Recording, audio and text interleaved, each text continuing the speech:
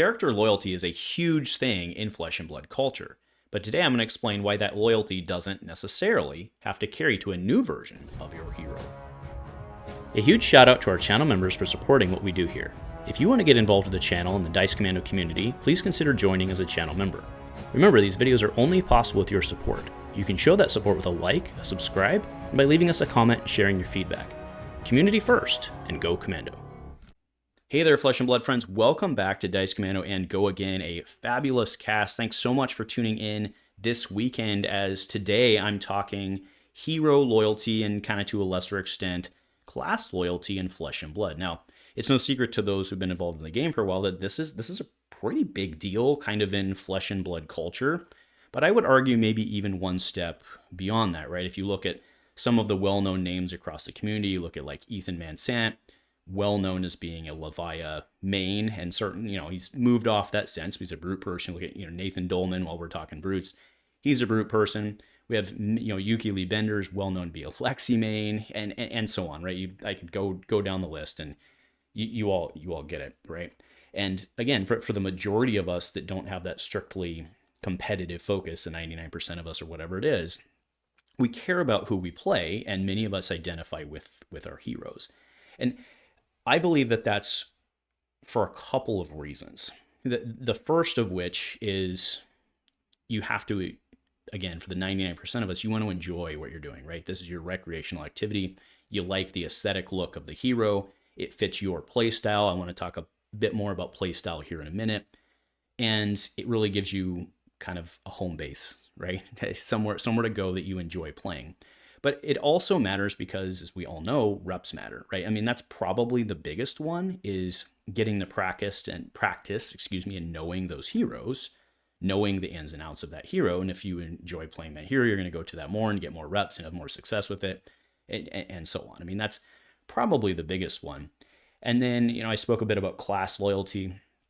The financial side of things does matter probably more to class loyalty than it does to individual hero loyalty, primarily because of the legendaries, right? If you have a warrior, Brave Forge Bracers, well, you can play that with any hero, Valiant Dynamo, stuff like that, or any hero of that class. You pick up what I'm laying down.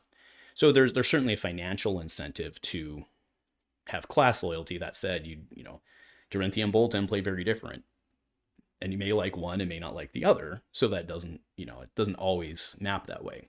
And I mean, that's kind of a good lead into this is, if a new version of your hero becomes printed, does that mean that you are being disloyal if you don't like playing it?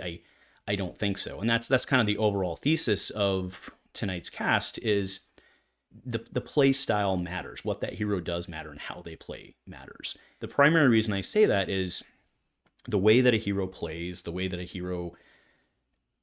the cards fit together in the deck build, and the way they naturally work.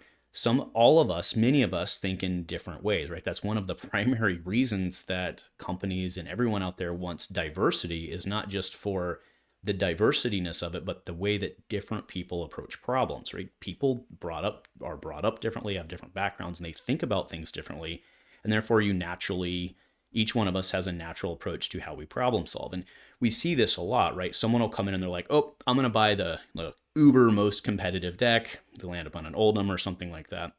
And it doesn't even matter if it's not always about it is about the reps for sure. But it's not just about that. Sometimes that playstyle just doesn't speak to you as an individual, right? When you are, 6-7 rounds in, you're tired, got or stressed, you want the hero who you've identified with and that play style to naturally be with the way that you think, right? So it's not just about prepping and grinding and running everything.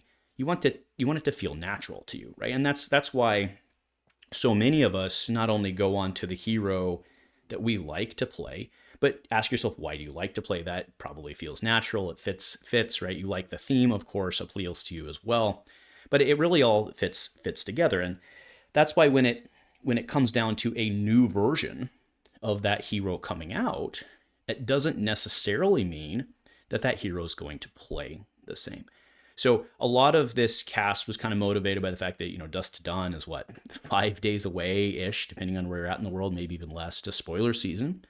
And there's a good chance, I don't know if it's going to happen or not, but there's a good chance out there that we'll see a new version of Dorinthea. Could be a new version of Boltyn. In fact, I'll put, that's right, you heard it here first, folks, right? You have the Dice Commando guarantee that these two cards will absolutely be in Dusk Till Dawn. That's not true at all, right? But, so we have Swole Dorinthea here and Swolton, and they're going to be the new, bigger, badder versions of those two heroes. Now, let's take Dorinthea, for example. For those who've watched the channel for a long time, you know that I play a lot of different heroes, but Dorinthea is almost certainly the one who I would identify as being my main hero in Classic Constructed. I just she just fits very naturally to me, and I really enjoy playing her. But if we were to get a light Dorinthea in this set, if she's like we all know, I tried to get Boltyn to work, and I couldn't, and I just really didn't like charging, and there's a good chance that light Dorinthea would charge. So for me as a person, being a Dorinthea main, being uber loyal to her and all about that, would I necessarily like the new Dorinthea? I mean, the same argument could have been made back in the day when Bravo, Showstopper mains, loyalists, got Bravo Star of the Show, right? Very different heroes. Now, in that case, one was like super, super, super good, borderline busted, right? So probably not too much of like, oh, hey, I got to leave mine and go to a super good one. But again, to my point, it doesn't necessarily mean that the play style maps from Showstopper to Star of the Show. And in fact, it didn't as much. Now, sure, there was a financial advantage because you had a lot of the stuff. Certainly, I grant that in terms of the class loyalty argument. But in terms of how the natural playstyle speaks to you, you had to learn new things. It did not map one-to-one, and there's a very real impact of that. So with all that in mind, I think it kind of leads me to my overall point is that, like, for me, let's say a new Dorinthea does come out in the set, I may not like her, and that doesn't necessarily mean that I'm not being loyal to the hero because it's a different hero functionally and effectively, right? And as new versions come out for all of your heroes, the same thing may apply. The play style matters, and naturally speaking to how you think, how you want to approach the game, how you feel comfortable and happy playing the game, that's what matters, right? So it's what's printed on the card more so than the hero. That said, you still have to sit down with a card and look at that card for an 8-hour tournament and really enjoy playing that card, at least for me. So anyway, let me know what you folks are thinking. If nothing else, thanks for joining me. Nothing else. Go Commando.